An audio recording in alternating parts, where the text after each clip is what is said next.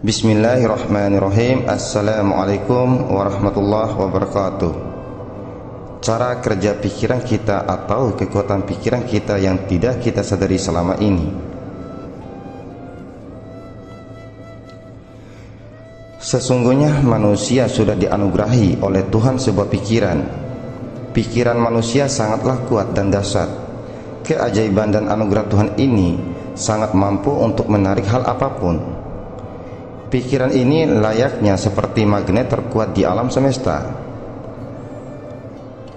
Dia bisa menarik orang, kejadian, benda, ataupun hal lain demi terwujudnya sesuatu yang dilepaskan oleh pikiran, entah itu pikiran positif atau pikiran negatif. Jadi, apapun permintaan dari pikiran, maka alam semesta akan berkolaborasi dengan pikiran tersebut untuk mewujudkannya. Ketika manusia sedang berpikir, dalam hal ini adalah berpikir positif atau berpikir negatif, maka pikiran tersebut sedang melepaskan energinya kepada alam semesta. Semesta menangkap gelombang atau energi dari pikiran tersebut, kemudian akan menggerakkan orang, kejadian, benda, dan hal apapun, kemudian mengembalikannya lagi kepada manusia itu. Hasilnya bisa baik ataupun buruk, sesuai apa yang mereka lepaskan. Jika mereka berpikir positif, maka akan didapat adalah hal yang baik. Jika sebaliknya, ya tentu saja negatif. Dengan berpikir positif, maka sama saja dengan mengundang hal baik pada diri kita sendiri. Sebagaimana firman Allah yang artinya, "Aku Allah sesuai dengan prasangka hambaku." Jika kita berprasangka baik, maka baik pula lah hasilnya. Dan begitu pun sebaliknya, jika kita berprasangka buruk atau berpikiran yang buruk, maka buruk pula lah hasilnya. Di sini Allah telah memberikan kebebasan untuk kita untuk suruh memilih jalan yang kita inginkan sendiri, tergantung dari kita mau dibawa kemanakah hidup kita ini. Inilah suatu kelebihan terbesar yang sudah Allah karuniakan atas diri kita yang bernama manusia. Yang membedakan kita dengan binatang atau hewan adalah pikiran. Kita punya pikiran sedangkan hewan tidak.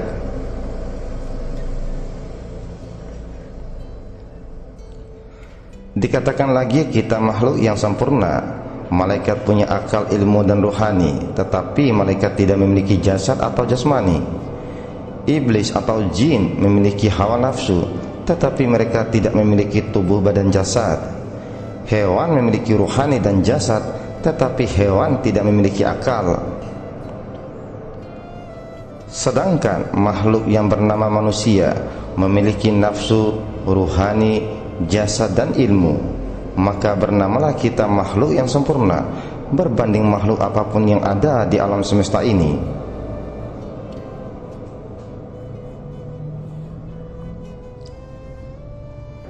Soal, seandainya datang pikiran negatif, bagaimanakah cara menghindarinya atau menolaknya atau membuangnya? Jawab, hal pertama yang harus dilakukan ketika pikiran positif berubah menjadi pikiran negatif adalah berusaha menenangkan hati dan pikiran.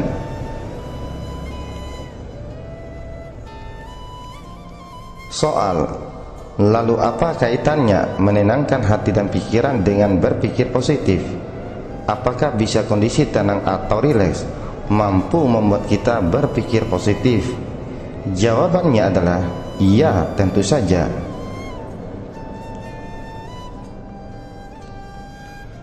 Karena pada dasarnya manusia mempunyai 4 pola gelombang otak.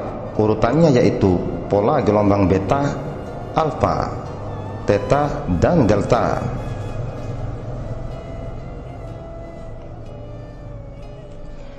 Beta adalah kondisi saat kita sadar.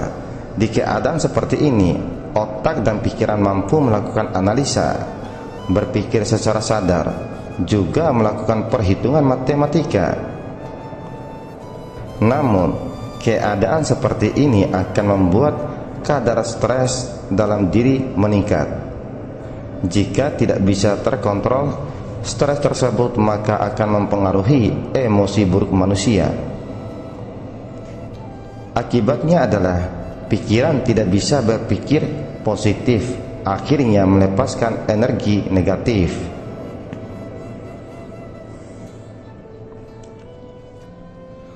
Kondisi delta adalah kondisi di mana pikiran manusia tidak berinteraksi dengan dunia luar dari pikiran sadar, atau bisa disebut dengan kondisi tidur.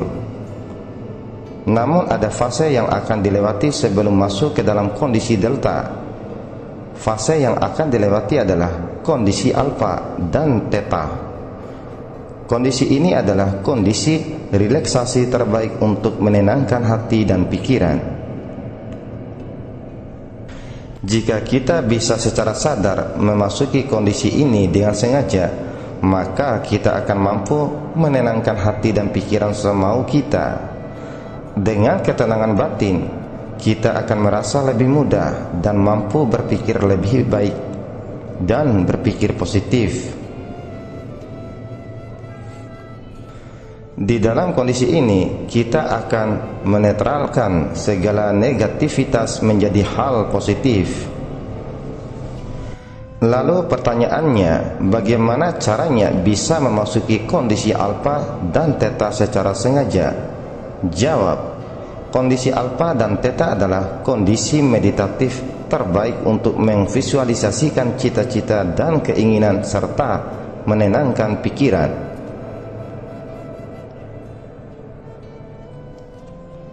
Soal, bagaimanakah caranya masuk ke dalam kondisi theta? Jawab, cara untuk masuk ke dalam kondisi theta ataupun kondisi meditatif adalah dengan menutup mata kita terlebih dahulu. Dengan menutup mata, sama saja masuk ke kondisi keadaan tenang dan rileks.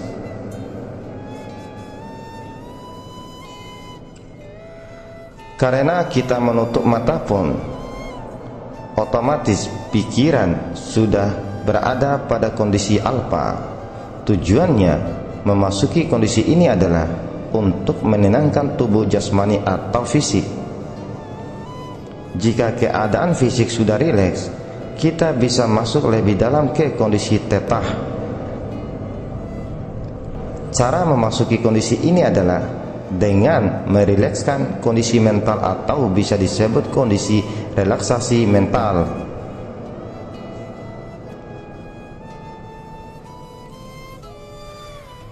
Cara untuk memasuki kondisi relaksasi mental adalah dengan membayangkan diri berada di suatu tempat terindah versi kita sendiri. Kemudian mencoba merasakan dengan menggunakan semua indera yang dimiliki. Misalnya saja, tempat terindah bagi kita adalah pantai. Maka bayangkanlah kita berada di sebuah pantai.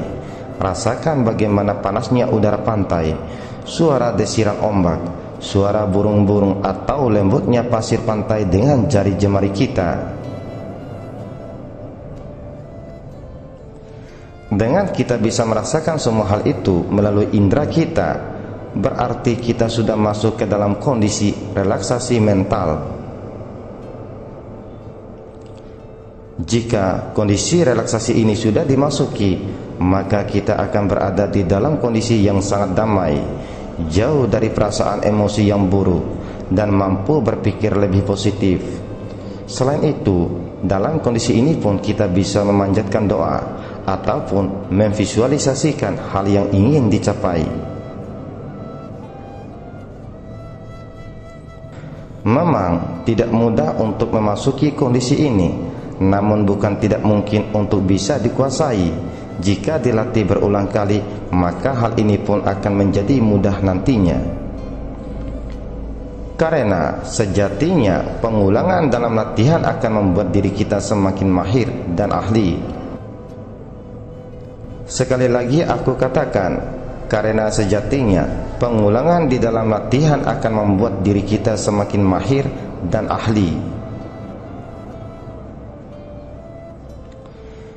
Jika kita sudah terbiasa untuk menenangkan diri, maka untuk selalu berpikir positif tidaklah sulit. Yang membuat kita sulit untuk berpikir positif adalah kondisi yang tidak tenang. Di saat tidak tenang, pikiran tidak bisa berpikir dengan baik.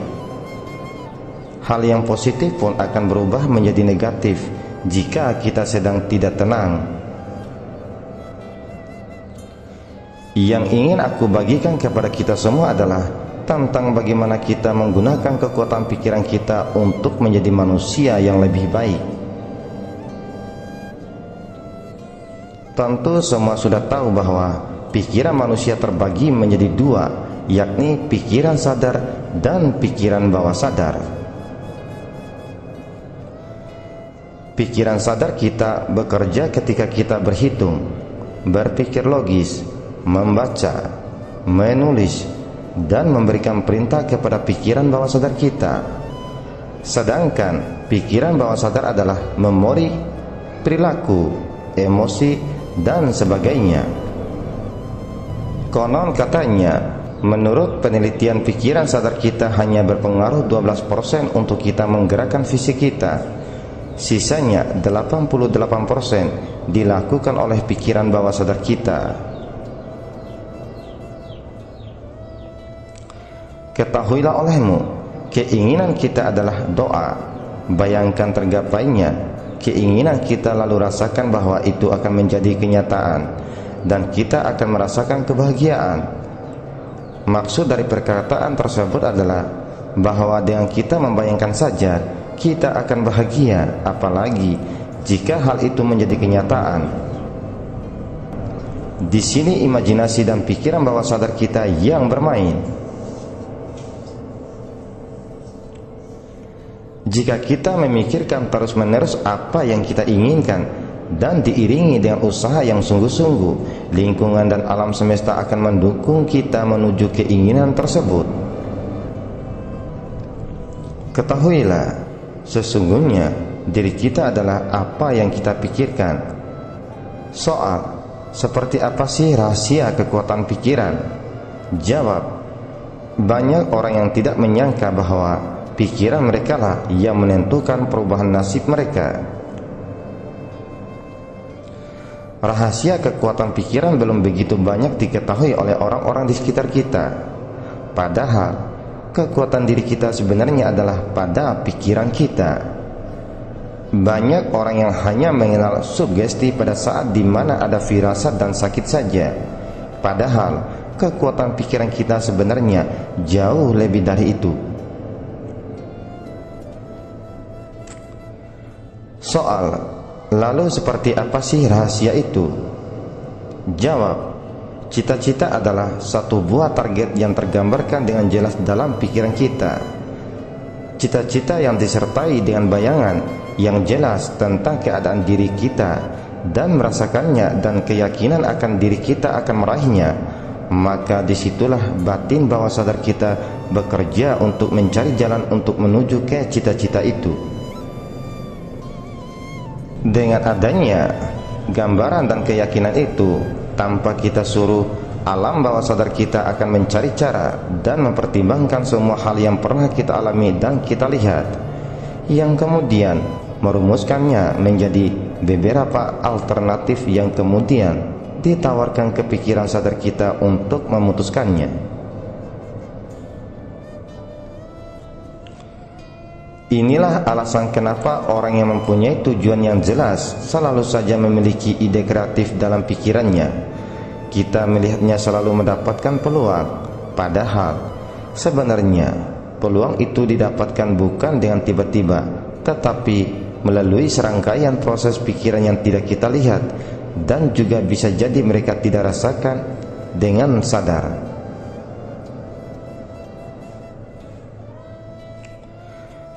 Dengan adanya tujuan yang fokus itu, serangkaian rencana, logika, dan alternatif telah tersusun sedemikian tanpa mereka sadari. Itulah hebatnya rahasia kekuatan pikiran. Bukan hanya jalan menuju ke sana, bahkan hal-hal yang bisa mengganggu ke arah itu pun termasuk dalam pekerjaan pikiran alam bawah sadar kita. Mungkin tanpa kita sadari, kita akhirnya bisa melewati dan menghindari adanya keinginan untuk bersenang-senang dengan teman yang akan menghabiskan waktu dengan sia-sia. Tanpa kita sadari, batin bawah sadar kita sebenarnya telah bekerja untuk memberi kita rasa tertentu yang membuat kita tidak mau melakukan hal yang sia-sia dan membuang-buang waktu tersebut. Membaca pikiran.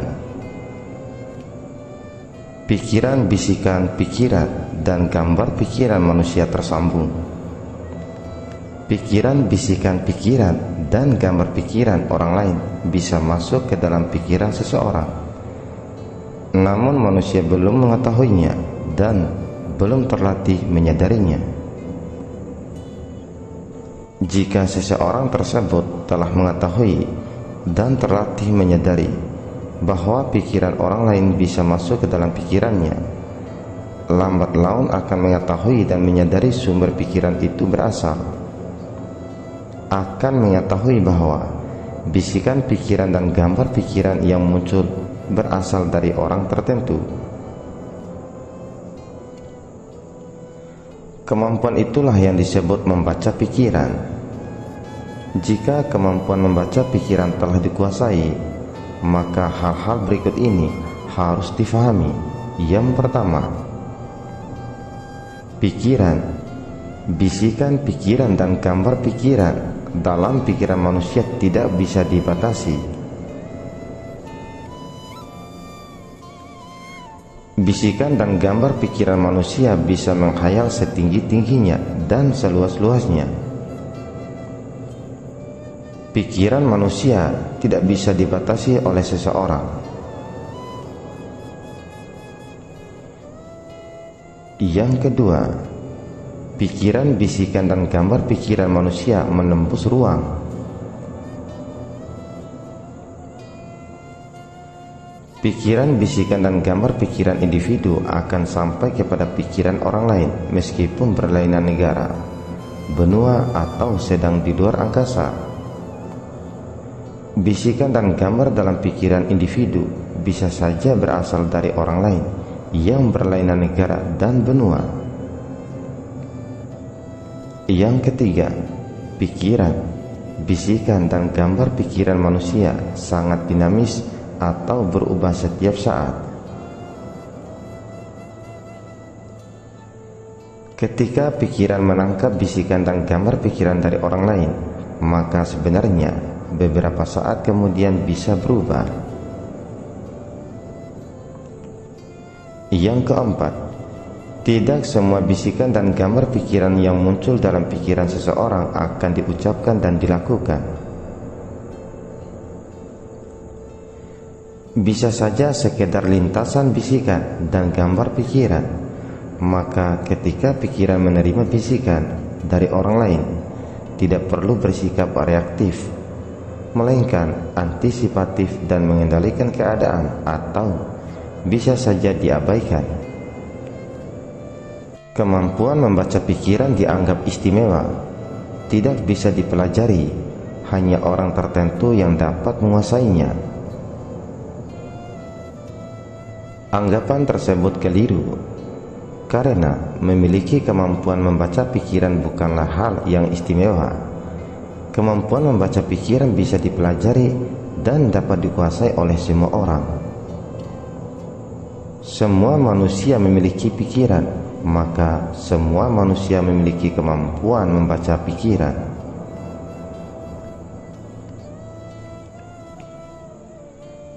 Cara menggunakan kekuatan pikiran. Suatu hari kita bertemu dengan si A. Bisikanlah ke dalam pikiran si A terus menerus. Si A menyenangkan. Kemudian lihatlah reaksinya, bahasa tubuhnya. Pada saat si B bertemu dengan si A, lalu si B membisikkan ke dalam hati dan pikiran si A dan mengatakan bahwa si A menyenangkan, maka si A akan menunjukkan sikap bahasa tubuh persaudaraan.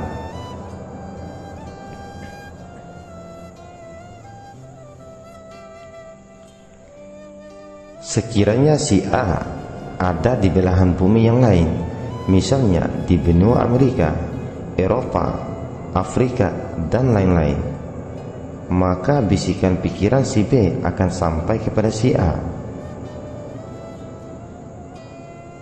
Reaksi bahasa tubuh si A akan relatif sama dengan pada penjelasan sebelumnya. Perbedaannya, jika berdekatan reaksi bahasa tubuh si A kelihatan, sedangkan jika berjauhan reaksi bahasa tubuh si A tidak kelihatan.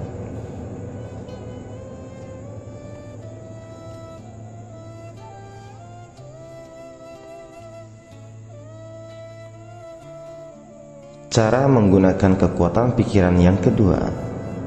Mari kita fahami persaudaraan dalam hubungannya dengan kekuatan pikiran manusia.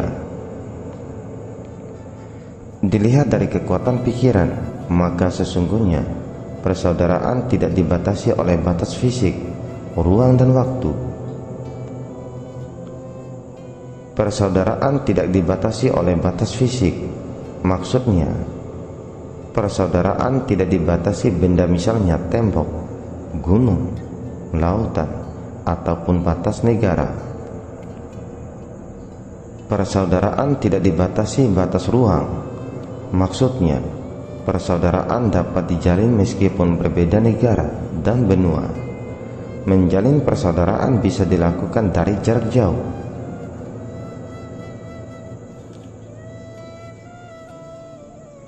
Persaudaraan tidak dibatasi waktu.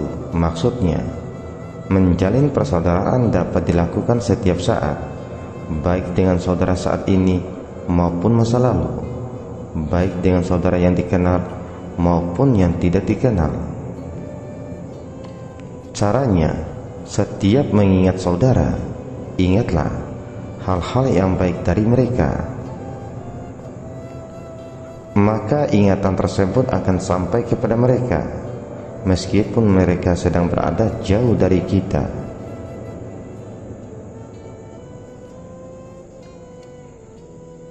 Memelihara ingatan yang baik tentang orang lain merupakan cara memelihara persaudaraan abadi. Contoh praktis memelihara persaudaraan jarak jauh. Si A dan si B berdekatan secara fisik atau berjauhan, berlainan negara benua.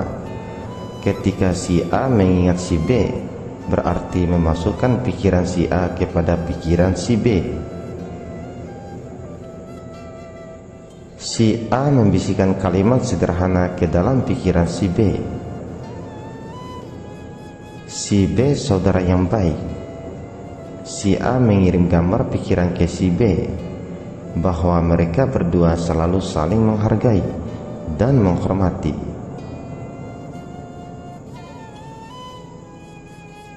Bisikan dan gambar pikiran si A akan muncul dalam pikiran si B,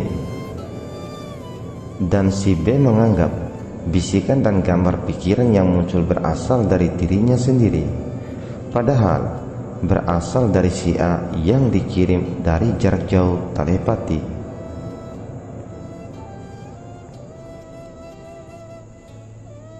Jadilah si B menganggap si A saudara yang baik.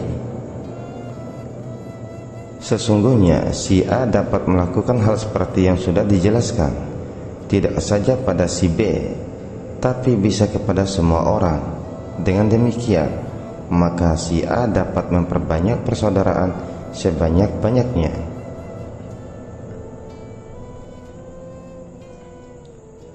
Manusia dapat memperbanyak persaudaraan dengan komunikasi pikiran, seperti cara yang telah dijelaskan tadi. Baik saudara yang berdekatan maupun saudara yang jauh, berbeda benua dan negara. Manusia dapat memperbanyak persaudaraan, baik dengan saudara yang sudah dikenali atau saudara yang belum dikenali. Persaudaraan yang dilakukan melalui komunikasi pikiran tidak jauh berbeda dengan persaudaraan di dunia nyata. Persaudaraan yang terjadi melalui komunikasi pikiran telepati mengoptimalkan hubungan hati dan pikiran. Seperti di dunia nyata, persaudaraan melalui komunikasi pikiran dapat menciptakan hubungan yang baik dan buruk. Persaudaraan yang baik dengan cara mengingat hal-hal yang baik dari saudaranya. Jalinan persaudaraan yang buruk dengan cara mengingat hal-hal buruk dari saudaranya.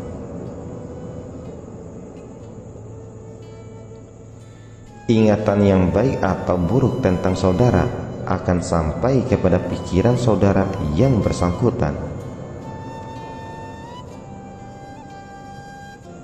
Cara menggunakan kekuatan pikiran yang ketiga. Kehidupan ini adalah sebuah pertempuran antara kebaikan dan keburukan.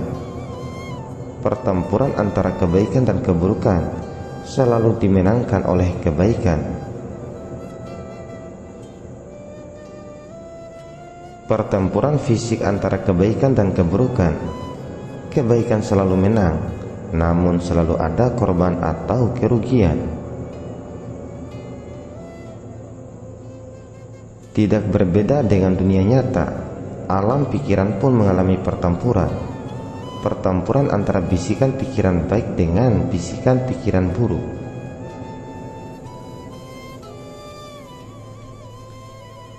Pertempuran antara dua orang yang memiliki bisikan pikiran baik dengan orang yang memiliki bisikan pikiran buruk secara telepati, maka bisikan pikiran baik akan mengalahkan bisikan pikiran buruk. Sebagai contoh, di dalam pikiran si A berbisik, "Aku ingin memukul si B." Bisikan pikiran buruk. Di dalam pikiran si B berbisik, si A adalah orang yang baik. Bisikan pikiran baik. Maka bisikan pikiran baik akan menang. Bisikan pikiran buruk si A akan tergantikan oleh bisikan pikiran baik.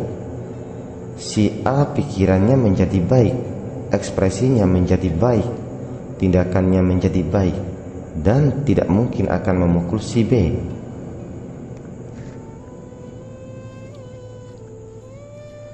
Pertempuran antara bisikan pikiran baik dengan bisikan pikiran buruk tidak menimbulkan korban.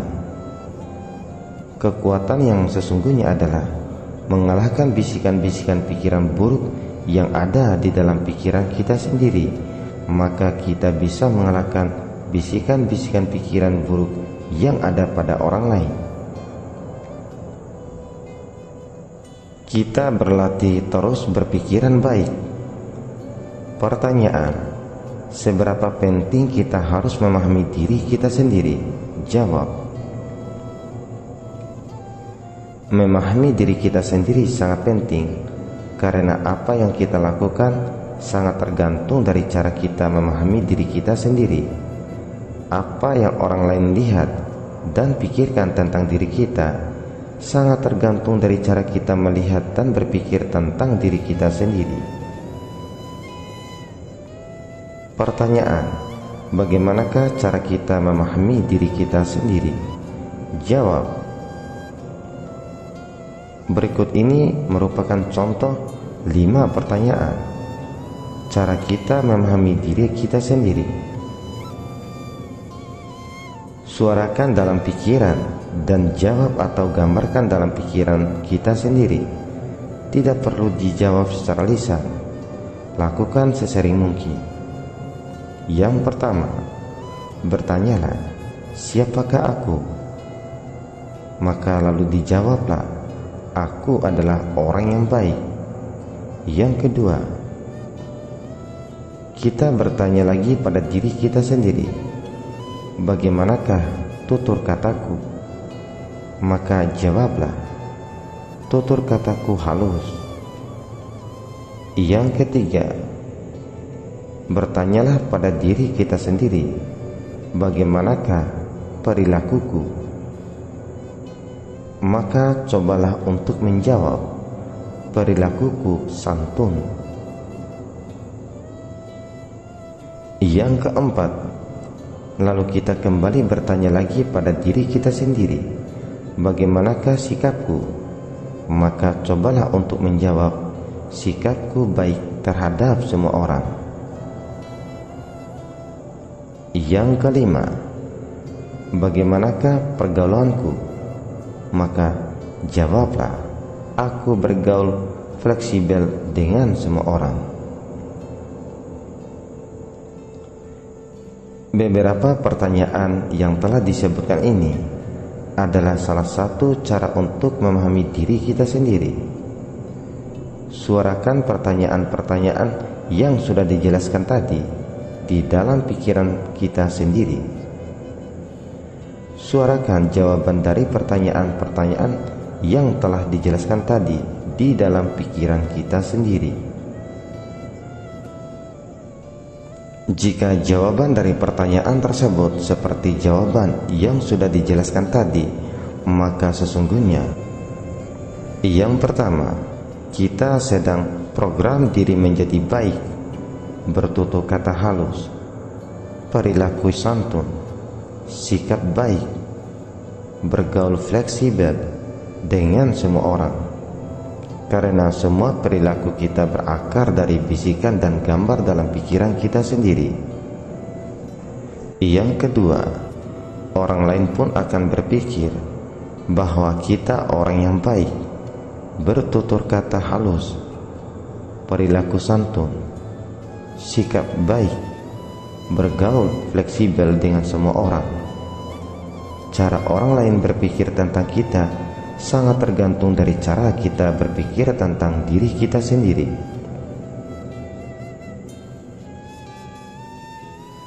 Jika kita berpikir bahwa kita adalah orang yang baik, maka lama-kelamaan kita akan menjadi baik. Jika kita berpikir bahwa kita adalah orang yang buruk, maka lama-kelamaan kita akan menjadi orang yang buruk. Percaya atau tidak, sebagian besar orang bertindak buruk berawal dari cara berpikir yang buruk tentang dirinya sendiri.